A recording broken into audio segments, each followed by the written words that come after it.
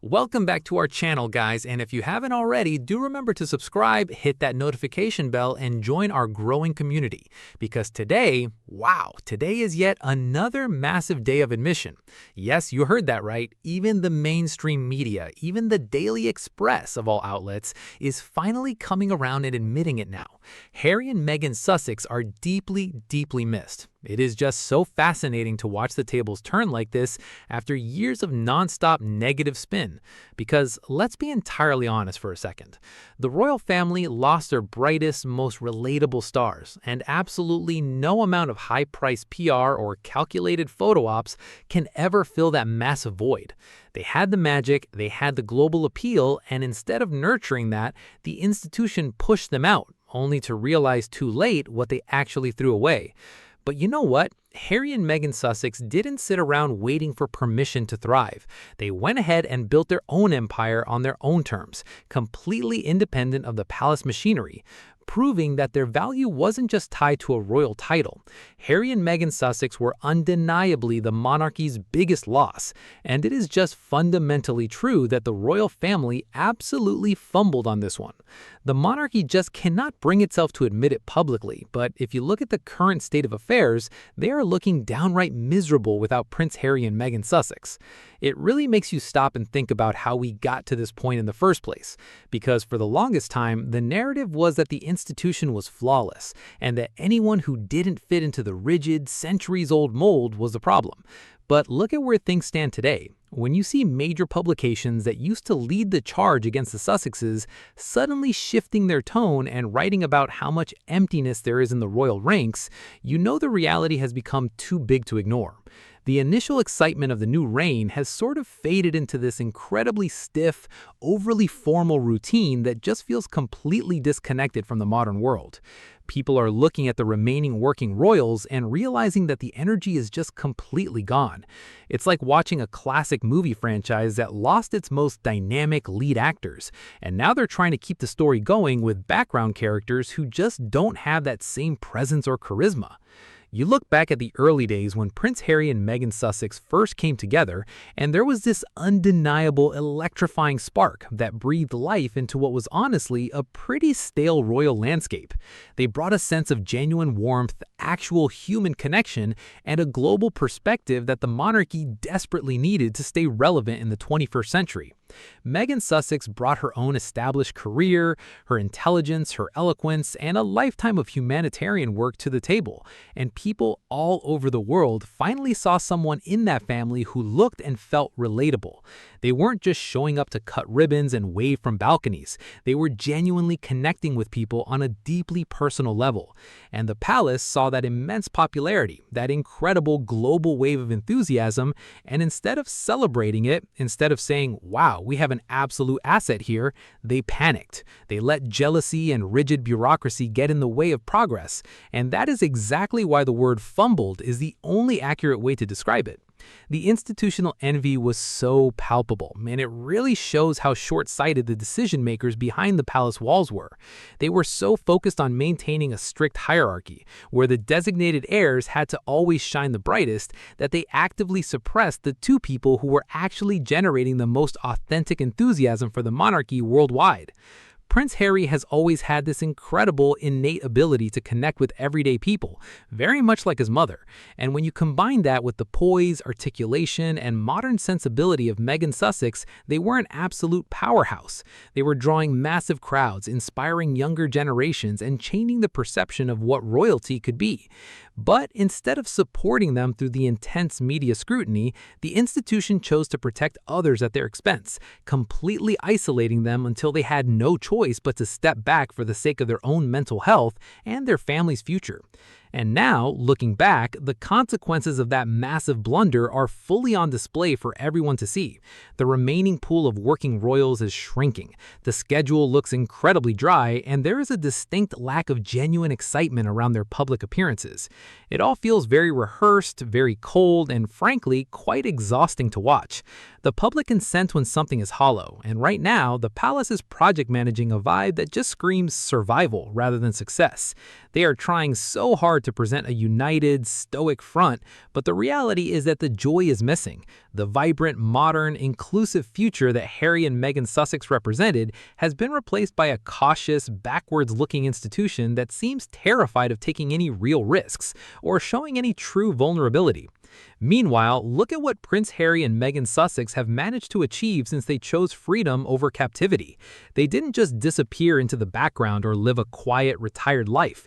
They took control of their own narrative and built a powerhouse brand rooted in their actual values. They launched Arkwell, secured major global partnerships, produced impactful documentaries, championed mental health awareness, and continued their philanthropic work on a global scale, all without the backing of the crown. They proved that their influence didn't come from a crown or a palace balcony. It came from who they are as individuals. They built their entire empire on their own terms, proving all the critics wrong who claimed they would fail without the royal machinery. The irony of the whole situation is just incredible, because the very media outlets that spent years tearing them down are now the ones pointing out how empty the royal calendar feels without them. It is an implicit acknowledgement that the palace completely miscalculated. They thought Harry and Meghan Sussex were replaceable, that anyone could just step into their shoes and perform the same duties. But you can't manufacture charisma, and you certainly can't fake a genuine connection with the public. The Sussexes had a unique magic that brought a sense of hope and modernization to the monarchy, and without them, the institution has reverted right back to being an old, dusty museum piece that feels increasingly out of touch with the modern world. You can really see the desperation in the way the royal PR machine operates these days, trying to hype up every single minor engagement as if it's a historic event, but the public just isn't buying it anymore. There is an undeniable sense of misery and exhaustion radiating from the palace walls. They are working the remaining members harder than ever, yet the cultural impact is virtually non-existent. The conversation has completely shifted from how the monarchy is evolving to how the monarchy is simply trying to survive. It's a stark, undeniable contrast to the vibrant, forward-thinking energy that Prince Harry and Meghan Sussex brought to every single project they touched.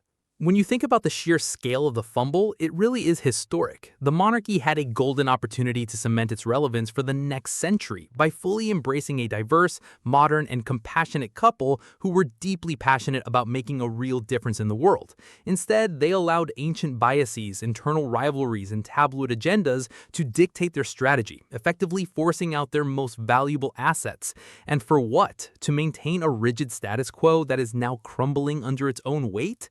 It's just a completely self-inflicted wound, and no amount of carefully staged photo opportunities or curated press releases can hide the fact that the palace is looking incredibly lonely and miserable these days. Ultimately, the journey of Prince Harry and Meghan Sussex is a powerful testament to knowing your worth and having the courage to walk away from a toxic environment even when that environment happens to be a royal palace. They chose happiness, they chose authenticity, and they chose each other. And in doing so, they created a life and an empire that is entirely their own. The royal family might never have the humility to openly admit they made the biggest mistake in modern royal history, but the shifting tides of public opinion and the media's sudden realization of what has been lost speak volumes. The void remains, the misery is visible, and the fumble is undeniable. It really makes you stop and think about the sheer mechanics of how this all fell apart behind closed doors, because the public was fed this idea that the institution was perfectly stable and that anyone who didn't quietly fall in line with the old way of doing things was somehow the problem. But look at what's actually happening now that the dust has settled. When you see major publications like the Daily Express, which historically wasn't exactly throwing rose petals at their feet, suddenly shifting the tone and writing about this massive, unmistakable emptiness in the royal ranks, you know the reality has become far too big for the palace to sweep under the rug.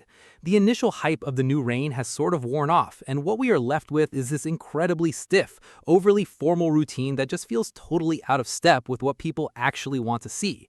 It's like watching a classic movie franchise that somehow lost its most dynamic lead actors, and now the directors are scrambling, trying to keep the entire storyline afloat using background characters who just don't possess that same effortless screen presence or charisma. You look back at the early days when Prince Harry and Meghan Sussex first came together, and there was this undeniable, electrifying spark that breathed fresh life into what was honestly a pretty predictable, stale royal landscape. They brought a sense of genuine warmth, actual human connection, and a truly global perspective that the monarchy desperately needed if it wanted to stay relevant in the 21st century. Meghan Sussex brought her own established career, her intelligence, her eloquence, and the lifetime of real-world advocacy to the table, and people all over the world finally looked at that family and saw someone who felt completely relatable. They weren't just showing up to cut ribbons, look polite, and wave from distant balconies. They were leaning in, listening, and connecting with people on a deeply personal, emotional level. And the palace saw that immense popularity, that incredible global wave of enthusiasm, and instead of celebrating it, instead of saying, "Wow, look at this absolute superpower of an asset we have here," they completely panic. They let internal jealousy and rigid, outdated bureaucracy get in the way of natural progress. And that is exactly why the word fumbled is the only accurate way to describe how the institution handled it. The institutional envy was so palpable back then, and looking at it now, it really shows how incredibly short-sighted the decision-makers behind the palace walls truly were. They were so intensely focused on maintaining a strict, uncompromising hierarchy where the designated heirs always had to shine the brightest that they actively suppressed the two people who were actually generating the most authentic, organic enthusiasm for the monarchy worldwide.